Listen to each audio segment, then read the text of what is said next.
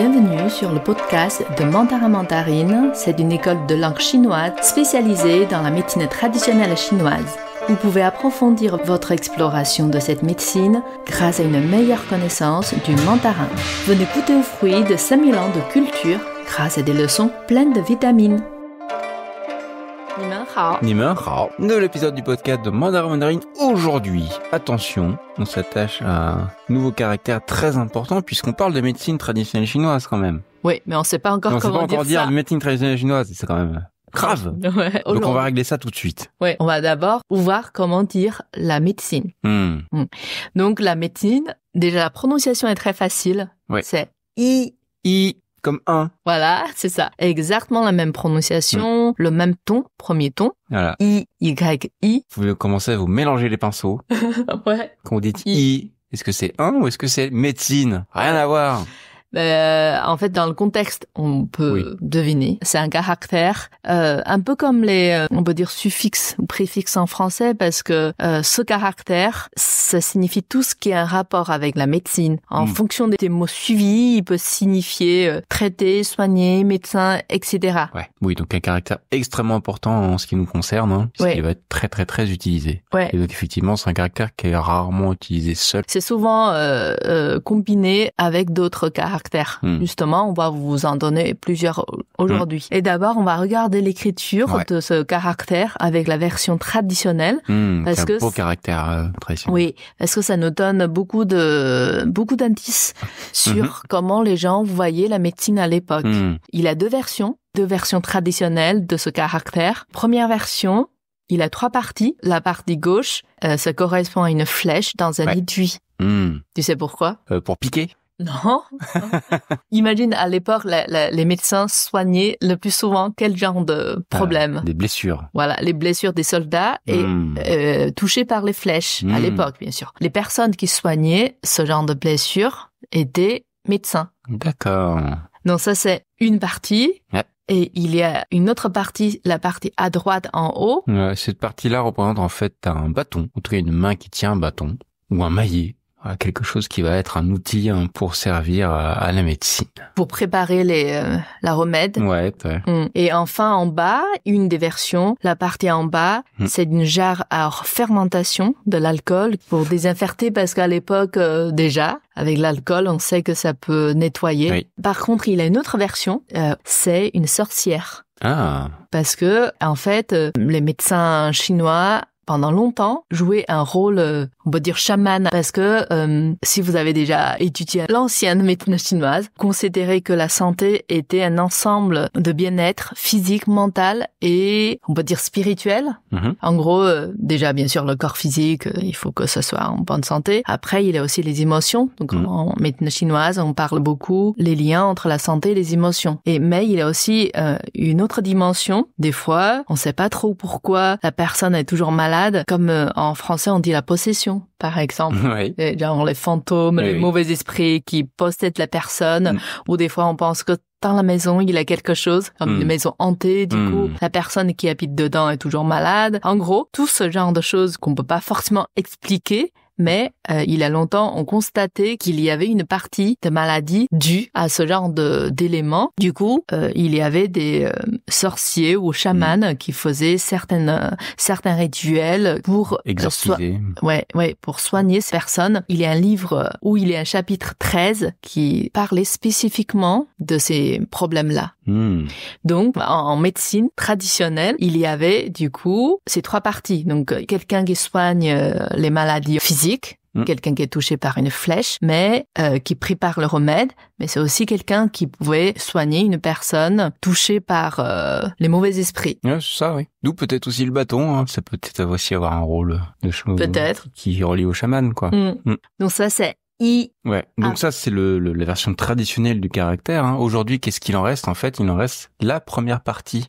Celle en haut à gauche, qui représente la flèche. Voilà. Donc, puisqu'on a dit qu'on peut associer d'autres caractères à celui-ci pour créer des nouveaux mots. Donc, premier mot à absolument connaître, bien sûr, c'est obligatoire.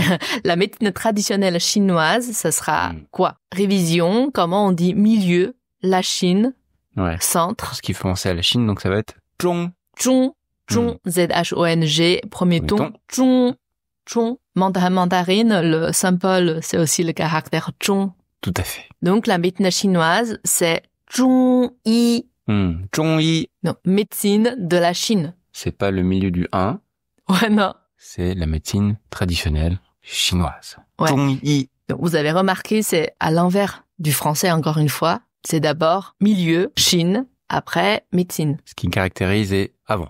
Ouais. Donc, comment dire la médecine taoïste? Oh, ça existe. Oui, ça existe surtout avant.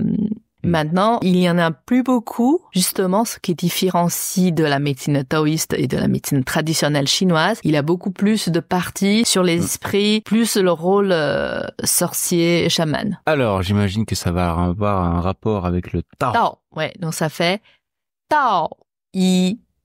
Tao Yi. Ouais, le fameux Tao qu'on a déjà vu. Toujours le même. Hein. Ouais, toujours le même ordre. D'abord, Tao.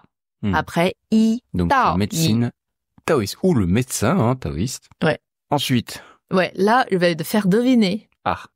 Parce que on a déjà appris comment dire la France. Fa, quoi? Ouais, fa, tu t'appelles ce que ça veut dire? C'est la loi. Oui, la loi. Donc, si je dis fa, comme la loi, et médecine.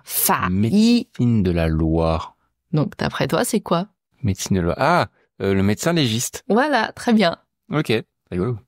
Après, quand même, un autre mot important. Du coup, comment on dit la médecine moderne? Comment on distingue la médecine traditionnelle chinoise de la médecine occidentale, on va dire? Occidentale, conventionnelle, moderne, en gros de ça. On va utiliser le caractère l'Ouest. Ce caractère est très intéressant. Vous avez l'image sur la version météo. L'Ouest, c'est hyper abstrait. Comment dessiner l'Ouest avec les caractères? Oui. Mais les ancêtres ont trouvé une bonne idée. Donc, regarde l'image, ça te fait penser à quoi? Une goutte d'eau. Presque, mais pas tout à fait. En fait, ça un panier ou... Oui, c'est comme un panier. En fait, ça représente un nid d'oiseau. Pourquoi un nid d'oiseau? Parce que les oiseaux vont à l'ouest. À quel moment l'oiseau rentre dans son nid? Pour se coucher. Oui, à quel moment? Ah, du coup, c'est le soir et du coup, le soleil se couche quand, à l'ouest. Voilà, c'est quand le soleil se couche et que le soleil se trouve à l'ouest. Ok. Quand le soleil se trouve à l'ouest, c'est le soir, l'oiseau rentre dans son nid. Du coup, on dessine un nid d'oiseau pour représenter l'ouest. C'est drôle. Oui, je trouve que l'idée est vraiment bien trouvée. Donc, ce caractère se prononce si.